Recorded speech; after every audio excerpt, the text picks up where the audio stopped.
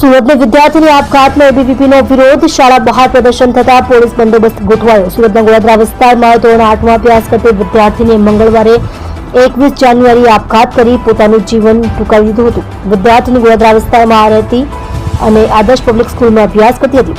વિદ્યાર્થીના પરિવારજનોએ આક્ષેપ કર્યો હતો કે ફી નહીં ભરવાને કારણે વિદ્યાર્થીને 2 દિવસ શાળાના સંચાલકોએ ટોયલેટ પાસે ઊભી રાખી હતી. વિદ્યાર્થીની સાથે અનેક વખત આવા કૃત્યો કર્યા પછી ફી માટે દબાણ કરતા રહ્યા, જેથી એબીવીપી દ્વારા વિરોધ પ્રદર્શન કરવામાં આવ્યું છે. પોલીસ બંદોબસ્ત ગોઠવી દેવાયો. ધોરણ 8ની વિદ્યાર્થીની આપઘાત મામલે એબીવીપી દ્વારા આદર્શ પબ્લિક સ્કૂલ બહાર વિરોધ નોંધાવવામાં આવ્યો હતો. સ્કૂલ ફી માટે દબાણ કરવાથી વિદ્યાર્થીનીએ આપઘાત કર્યો હોવાનો આરોપ મૂકવામાં આવ્યો છે. 14 વર્ષીય કિશોરીને પરીક્ષાના દિવસે પણ 1.5 કલાક કોમ્પ્યુટર લેબમાં બેસાડી મૂકી હતી, જેના સીસીટીવી પણ સામે આવ્યા હતા. હાલ શાળા બહાર પોલીસ દ્વારા બંદોબસ્ત ગોઠવવામાં આવ્યો છે. પોલીસના ઉચ્ચ અધિકારીઓ પણ શાળા બહાર પહોંચી ગયા છે. કાર્યવાહીની માંગ એબીવીપી દ્વારા નારેબાજી કરવામાં આવી હતી.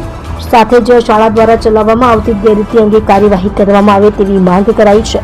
બીજી તરફ શાળા દ્વારા વિદ્યાર્થીની સાથે જે પ્રકારે હેરાનગતિ કરવામાં આવી અને તેને જીવ ગુમાવવો પડ્યો તે અંગે ઝડપથી કાર્યવાહી કરવામાં આવે તેવી પ્રચંડ માંગ કરવામાં આવી રહી છે. તમે જોઈ રહ્યા છો ગુજરાત સમ્રાટ news channel. Chief editor Bhavesh પાટીલની સાથે.